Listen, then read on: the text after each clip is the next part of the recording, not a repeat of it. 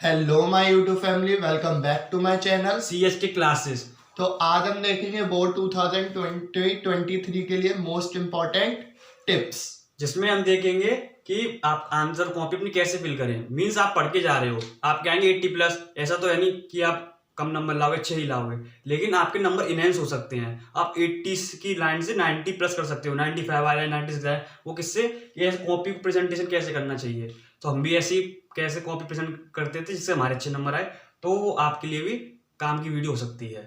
अब भाई तू ही कर ले, मैं तो जा रहा हूँ। अच्छा। मैं तो ऑलरेडी बना ही चुका। सही बात है, ठीक है, चलो कोई बात नहीं। कान्हा भाई के हम आज की वीडियो देखते हैं कि कैसे कॉपी आपको बोर्ड कॉपी प्रेजेंट करनी है। तो चलिए स्टार्ट करते हैं आज की वीडियो।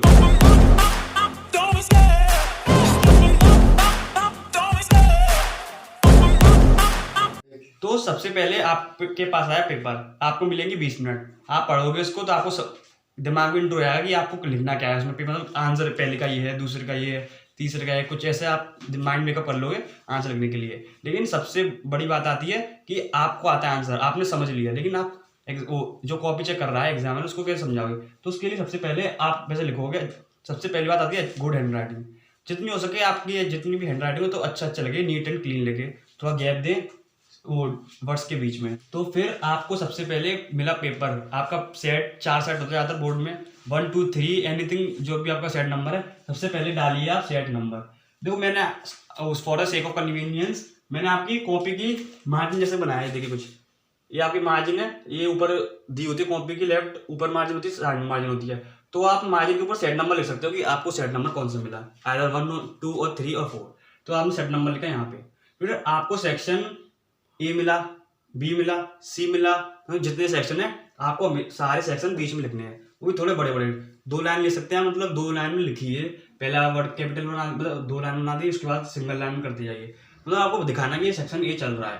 फिर उसके बाद बहुत से बच्चे क्या करते हैं, आंसर लिखते हैं ना इस साइड कॉर्नर में, तो लगता है छोटा छोटा लिखते हैं, ANS 1 कर देते हैं। तो कभी बार क्या होता है, नजर नहीं पड़ती, तो एक आध बार आंसर स्किप हो जाते हैं बीच बीच में, तो दिक्कत आती है। तो आप यहाँ पे नंबर करने की संभावना बढ़ जाती है। हालांकि आपका आंसर तो चेक होगा क्योंकि अच्छे से कॉपी चेक की जाती है, बोर्ड में ऐसा नहीं है।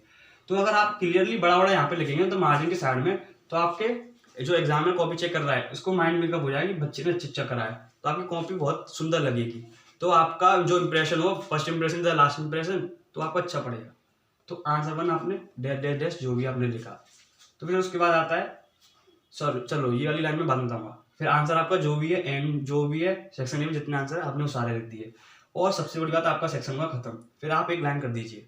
वो ब्लूज कैसे कर सकते हो आप, या फिर अपने पेन से कर दीजिए, डबल अंडरलाइन खींच दीजिए। लेकिन आपको ये लाइन कब करनी है ये बताऊंगा मैं वीडियो के लास्ट में। तो फिर आपका शुरू हुआ सेक्शन बी चालू। फिर आपका बी सेक्शन बी आपने सेंटर में लिखा।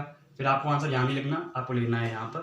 तो आपने आंसर लिखा जो भी है आपका 1 2 3, मतलब ऊपर से काउंटिंग चलती आ रही है, हमने आंसर लिख दिया। और जो चॉइस किया आपने आंसर में, तो वही आंसर नंबर लिखना है आपको। ये नहीं कि आप 1 2 3 लिखते जा रहे हो, लेकिन आपने यहाँ पे आंसर चॉइस किया, चॉइस में 4, तो आपको यहाँ पे आंसर 4 लिखना है, ना कि 3।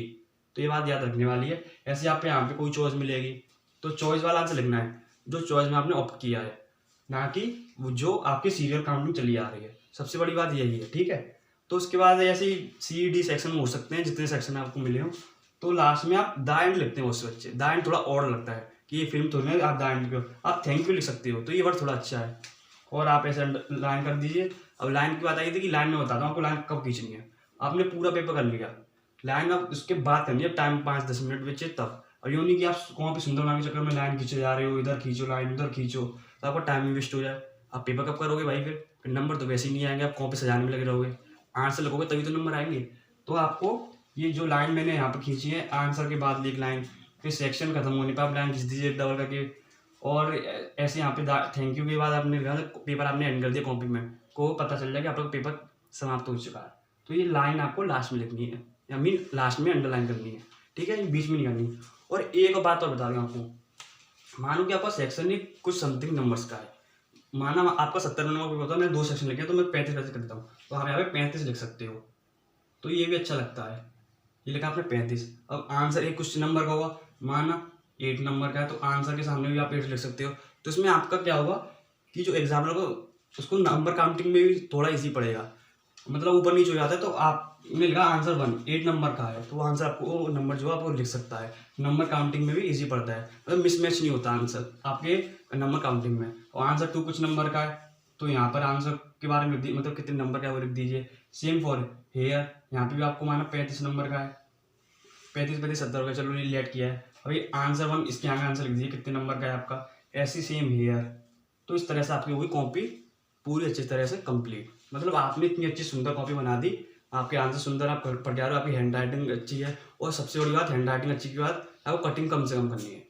मीन्स आप आंसर लिख रहे हो अच्छी हैंड राइटिंग, कटिंग करे जा रहे हो, तो हर जगह कटिंग अलग से दिखती है। तो उसका एक मंगल, अगर मैं एग्जाम्पल लूँ कटिंग कैसे दिखती है, माना आपका व्हाइट बोर्ड में इतना कुछ लिखा है, लेकिन अगर मैं सिंगल डॉट बना दूँ तो आपको पूरे व्हाइट बोर्ड प्लेन जो रफ है उस पर ध्यान नहीं जाएगा, आपको डॉट पे ध्यान जाएगा। सीधी बात देखी जाए तो आप डॉट की गए हो, यहाँ पे डॉट बन रही है, तो आपकी कितनी सुंदर कॉपी हो, आपने अच्छा लिखा, लेकिन आपने कटिंग कर दिया आपने कहीं कहीं पर, तो आपको वो जो एग्जाम है उसका कटिंग पे ध्यान जाएगा कि कटिंग क्यों कर रहा है, कुछ गड़बड़ है क्या। तो इस तरह से आपकी कॉपी कंप्लीट होती है। अब देखिए देखते कुछ इंपॉर्टेंट पॉइंट मैंने लिख रखी है, मतलब जो मैंने आपको यहाँ बताया कुछ यही है जो आपको आंसर राइटिंग में मदद कर सकते हैं।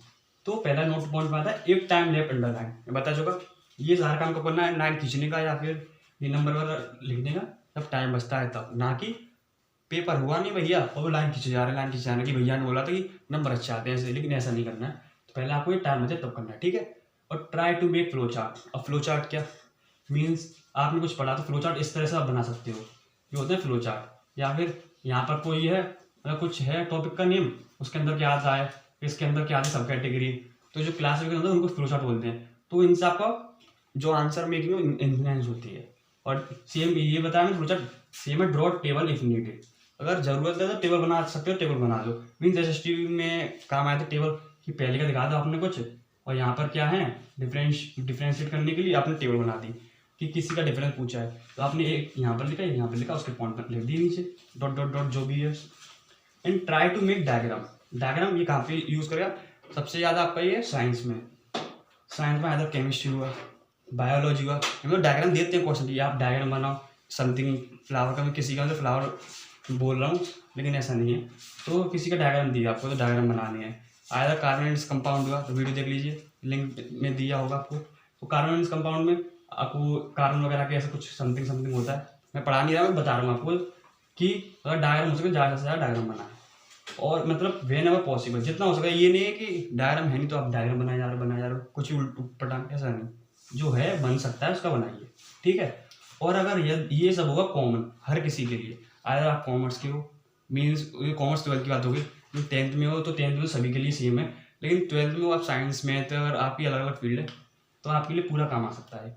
अगर मैथ की देखिए तो मैथ तो थोड़ा अलग चलता है, उनमें न्यूमेरिकल्स वगैरह आते हैं और कुछ कंस्ट्रक्शन के वगैरह आपके क्वेश्चन मिलते हैं। तो आपको सबसे पहले हर क्वेश्चन में ये लिखना है, क्योंकि क्वेश्चन दिया हुआ मैथ में तो आपको गिवन में कुछ दिया होगा कि आपको दिया क्या है क्वेश्चन में, सबसे पहले ये लिख दीजिए गिवन में, मेरे को क्या क्या गिवन है, सर्कल की साइड और रेडियस गिवन है, उसका डायमीटर ऐसे, या फिर उसकी थिकनेस कितनी सिलेंडर की, या फिर हाइट कितनी है, तो ये बिला बिला आप लिख दीजिए। उसके बाद टू प्रूव, आपको क्वेश्चन में पूछा क्या है, कुछ निकालना है तो क्वेश्चन आप करके दिखा दीजिए। मेरे को माना कि CD साइड निकाली ट्रायंगल की, तो ऐसे करके दिखा दीजिए कि टू प्रूव में टू फाइंड कर दीजिए, टू प्रूफ किया है, प्रूफ करना है LHS इक्वल टू RHS, तो वो लिख दीजिए कि जो प्रूफ करना है। कंस्ट्रक्शन नहीं है कि आपको ज्योमेट्री का क्वेश्चन मिला अब आपको वो सॉल्व करना है, लेकिन उनमें कुछ दिया नहीं, आपको कुछ कंस्ट्रक्ट करना पड़ रहा है। माना कि ये आपका सर्कल है, ऐसे आपको कुछ कंस्ट्रक्शन इस तरह करना पड़ रहा है, इस पॉइंट से इस पॉइंट पे, माना ये AB है और ये C है, तो कंस्ट्रक्शन में आप लिख सकते हो join A to C and B to C। तो इस तरह के क्वेश्चन में इस तरह के क्वेश्चन में जो लाइन आती है वो कंस्ट्रक्शन के अंदर आती है। तो प्रूफ ये जो प्रूफ है ये होता है सॉल्यूशन, मतलब आप सॉल्यूशन करके दिखा रहे हो, आप ये लोगे मतलब मैंने ये करा इसके बाद ये करा, जो स्टेप्स होती हैं आपकी वेरियस वो प्रूफ के अंदर आती हैं। तो इस तरह से इनकी भी जो मैंने गिवन टू प्रूफ कंस्ट्रक्शन ये प्रूफ इनकी स्टेप मार्किंग होती है। अगर आप सिर्फ और सिर्फ सॉल्यूशन लेके आओगे ना तो आपके नंबर कट जाएंगे, आपके सिर्फ सॉल्यूशन के नंबर मिलेंगे। माना 5 नंबर क्वेश्चन है तो 2 नंबर इन ऊपर के आइटम्स के हो गए आपके, 3 नंबर प्रूफ के हैं, तो आपको सिर्फ 3 नंबर मिलेंगे, 2 नंबर आपको कट जाएंगे। बोर्ड में ऐसी कॉपी चेक होती हैं। तो मैथ में आती है सबसे बड़ी बात फॉर्मूला और आइडेंटिटी। अब आपको क्वेश्चन मिला, अब आपको यूज़ करना पड़ा कुछ फॉर्मूला, तो आप लिख सकते हो by formula, means by this formula, तो फॉर्मूला लिख दीजिए आप, बाय दिस आइडेंटिटी तो आइडेंटिटी लिख दीजिए आप। यहाँ पे ऐसे करली ब्रेसेस बना के भी आप लिख सकते हो, मीन्स आपका यहाँ पे सॉल्यूशन चल रहा है कुछ और उसी सेम लाइन में आप करली ब्रेसेस बना के उसके अंदर फॉर्मूला लिख सकते हो आप। और लास्ट में आपका आंसर खत्म हो जाता है LHS इक्वल टू RHS। अगर उसमें प्रूफ करना है आपको तो उसमें LHS इक्वल टू RHS से आप प्रूफ। Thanks for watching. अब हो गया तेरा, अब तो बोल दूं मैं। हाँ बोल दे भाई, बोल दे चल। So all guys, thanks for watching. Please subscribe my channel. जैसे आपने फर्स्ट वीडियो को बहुत प्यार दिया तो इस वाली वीडियो को भी आप लोग बहुत ज़्यादा प्यार दीजिएगा और ऐसे ही हमारी CH की क्लासेस को देखते रहिएगा।